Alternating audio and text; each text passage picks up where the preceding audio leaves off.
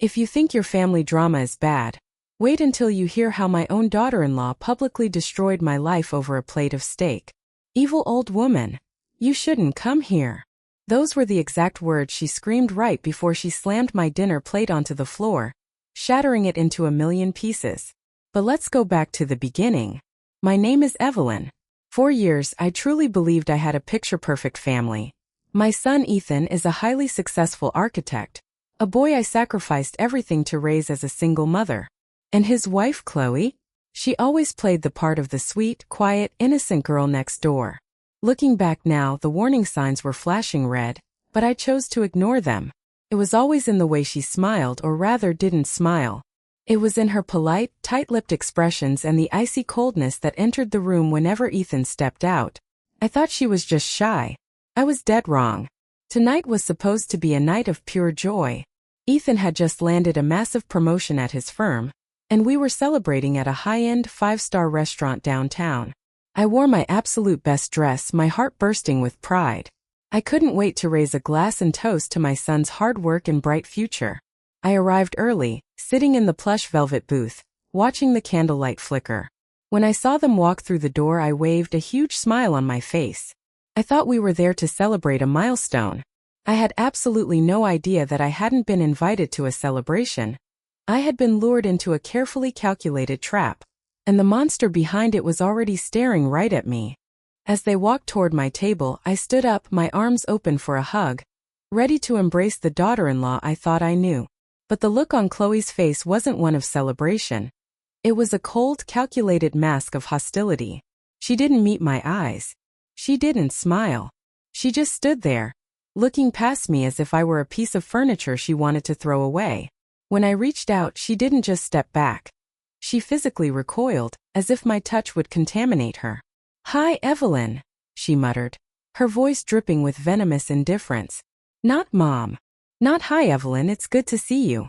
Just my name, stripped of any warmth. I felt my face flush with embarrassment, standing there in the middle of a crowded, high-end restaurant with my arms hanging uselessly at my sides. Then there was Ethan, my son.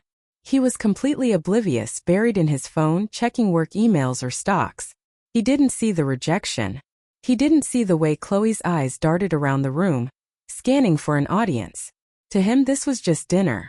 To me, the air in that room had suddenly turned suffocating, thick with a tension I couldn't explain. I took a shaky breath and sat back down, trying to play it cool. The waiter arrived, menus in hand, asking for our drink orders. I looked at Chloe, hoping for just one sign of normalcy. She looked at me, then at the menu, and then whispered something to Ethan that made him chuckle. But she didn't smile. She was waiting. I didn't know what for yet, but sitting there I realized one terrifying thing. I was entirely alone at this table. The waiter left after taking our drink orders, leaving a heavy, suffocating silence behind. I took a sip of my water, trying to steady my racing heart. That's when Chloe leaned in. The lighting in the restaurant was soft, but the look in her eyes was sharp enough to draw blood. "Must be nice," she whispered, her voice low, dripping with venom. "To have nothing to do all day but spend your son's money, Evelyn." I froze the glass midair. I felt a sudden rush of heat hit my face. "Excuse me," I whispered back, my voice trembling. "Chloe, I worked for 40 years. I paid for my own retirement, and if I recall correctly, I actually helped the two of you with the down payment on your house." I kept my voice down, desperately trying not to make a scene in such a beautiful place. I expected her to back off. Instead, she let out a sharp, bitter laugh, a sound so cold it made the hairs on my neck stand up. "Oh, please," she scoffed, rolling her eyes. "A down payment? That was a handout to control us. You always want to be the martyr, don't you? The poor, lonely mother." I looked at Ethan, praying he would look up from his phone, praying he would hear how his wife was treating the woman who raised him. But Ethan just swiped his screen, completely deaf to the psychological war breaking out 2 feet away from him. He smiled at a text, totally lost in his own world. I realized then that Chloe knew exactly what she was doing. She was testing my limits, pushing me to my breaking point, right under my son's nose. And the appetizers hadn't even arrived yet. The tension was broken, or rather masked, by the sudden arrival of the waiter bearing our appetizers. Beautiful plates of tuna tartare and calamari were set between us. Ethan finally locked his phone and looked up, rubbing his hands together. "Wow, this looks incredible," he said, completely blind to the fact that my hands were shaking. "Is everything okay here? You guys look quiet." Before I could open my mouth to speak, Chloe's face transformed. The cold, bitter woman from 2 seconds ago vanished, replaced by a sweet, beaming wife. She reached out and patted Ethan's hand. "Everything is perfect, honey," she said, her voice dripping with artificial warmth. "Your mom was just reminding me of how generous she is. You know, how she funded our life." The sarcasm was so thick it made my stomach churn. I looked at Ethan, my eyes pleading with him to notice the sharp twist of her words. "Chloe, that's not what I said," I began, but she cut me off with a soft, patronizing sigh. "Oh, Evelyn, don't worry, we know. We are so grateful for your charity." Ethan just chuckled, taking a bite of his food. "Come on, Mom, don't start," he said carelessly. "Let's just have a good night. Don't start." The words felt like a slap in the face. My own son was gaslighting me, programmed by years of his wife's subtle manipulations. I looked down at my plate, the elegant food now looking like ash. I realized that if I defended myself, I would be the crazy, dramatic mother ruining his big night. If I stayed silent, I was letting Chloe rewrite history. I was trapped and Chloe knew it. Her eyes locked onto mine, gleaming with dark victory. About 10 minutes later, Ethan's phone buzzed again. He checked it and stood up. "Excuse me, ladies, I have to take this call from the firm." "It'll just be a minute," he said, walking away toward the quieter lobby. The moment his back was turned, the sweet, doting smile wiped completely off Chloe's face. She leaned across the small table, her shadow falling over me. The softness in her eyes was gone, replaced by a wild, burning hatred that made my blood run cold. "I know what you did, Evelyn," she hissed, her voice a sharp, quiet dagger. "You think you're so clever, don't you? I saw the text messages you sent Ethan last week. I know you told him he made a massive mistake marrying me. You bitter old witch." I gasped, completely stunned by the sheer madness of her words. "What? I never said that," I whispered back, my heart pounding against my ribs. "He told me you two were fighting about finances, and I simply texted him to communicate better with you. I was trying to help your marriage, Chloe." She let out a soft, mocking scoff, tilting her head. "Oh, save the innocent act. You've been trying to tear us apart from day one." I looked around, terrified that someone would notice her wild expression, but the ambient chatter of the restaurant drowned us out. Chloe wasn't listening to logic. She had built a twisted reality in her mind where I was the ultimate villain. "You're going to pay for trying to ruin my life, Evelyn," she whispered, her eyes locking onto mine with a terrifying promise. "Just watch." Before I could process the threat, I saw Ethan walking back. The very second Ethan's shadow fell over our table, Chloe's face snapped back into a look of pure innocence. The chilling threat she had just whispered vanished as if it never happened. "Everything okay with the firm, sweetie?"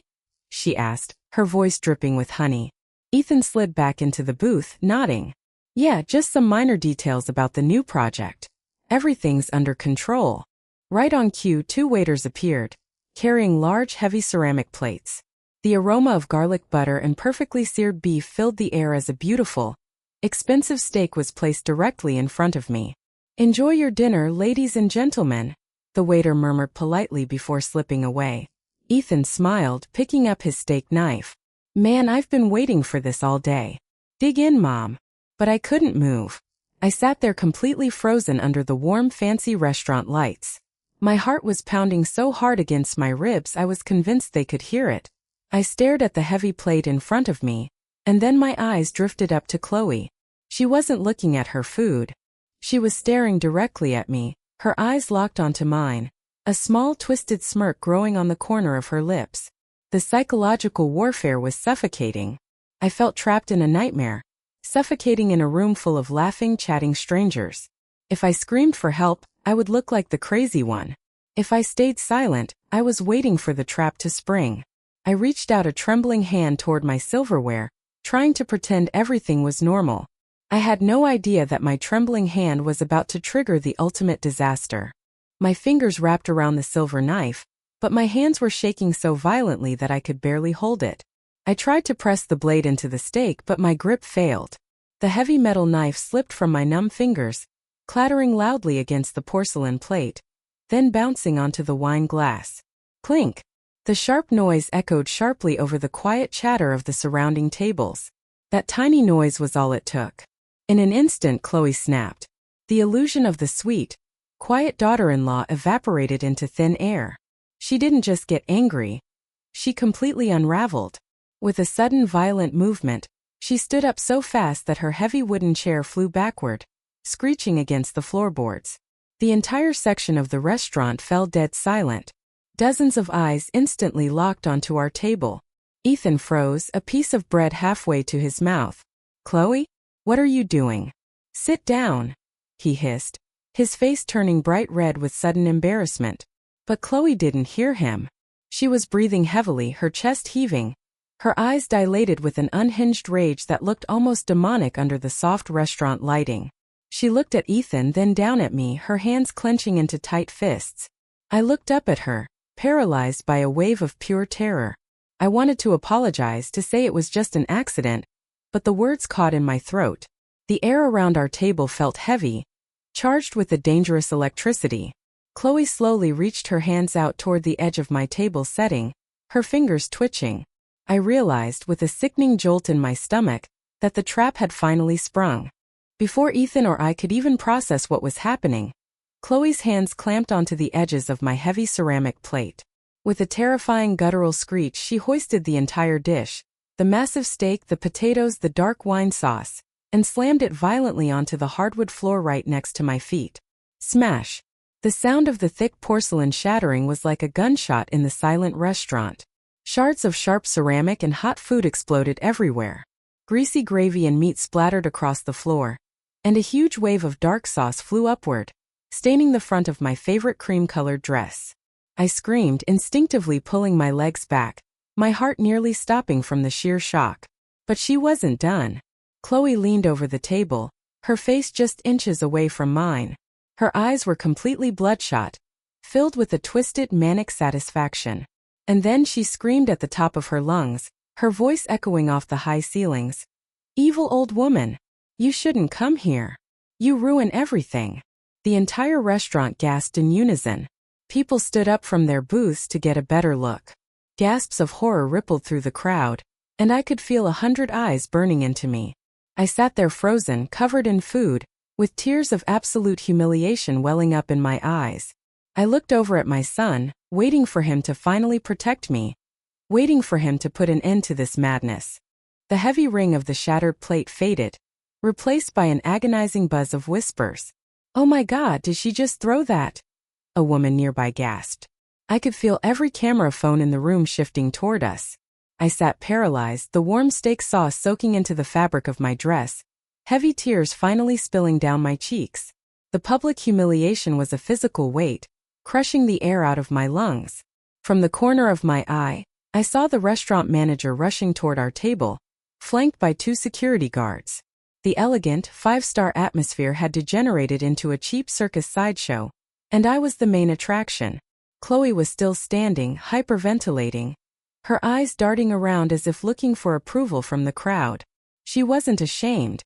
She looked proud of the chaos she had just unleashed. I slowly turned my head toward Ethan, my son, the boy I had spent 25 years protecting, feeding, and loving with every ounce of my soul. I waited for him to stand up. I waited for him to grab Chloe's arm, to demand an apology, to yell at her for treating his mother like garbage.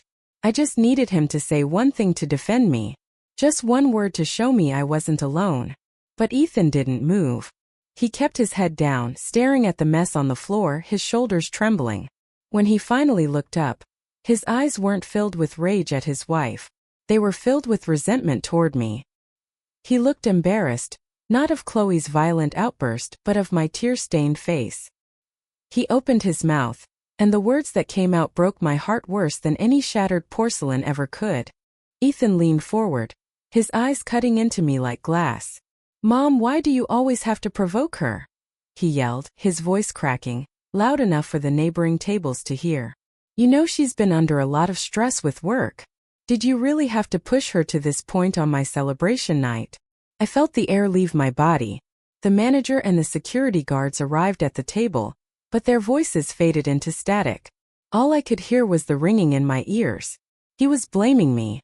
The baby boy I raised alone, the boy I worked 2 jobs to put through college, was taking the side of the woman who had just publicly assaulted his own mother.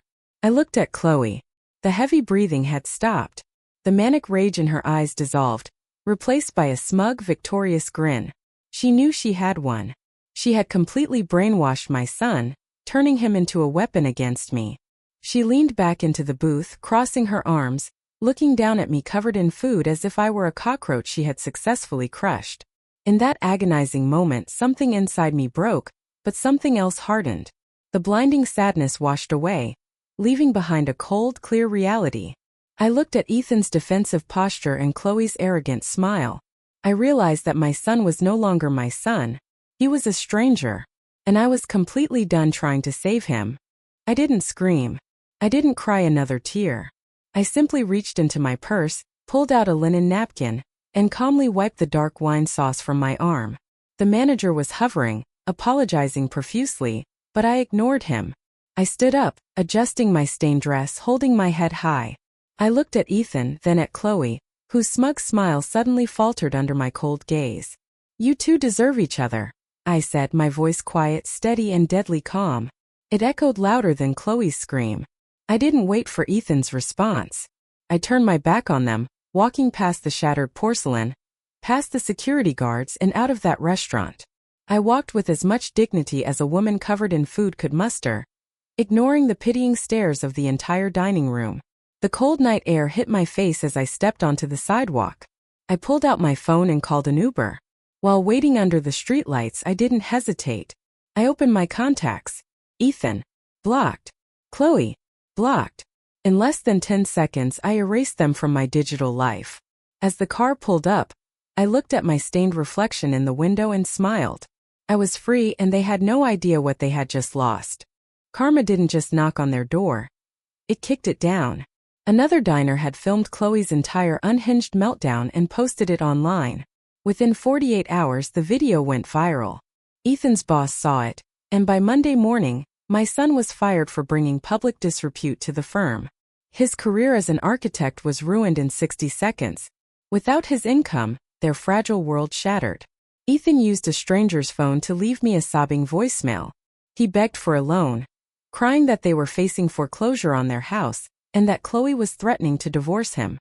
He kept whining, "Mom, please, we have nothing left."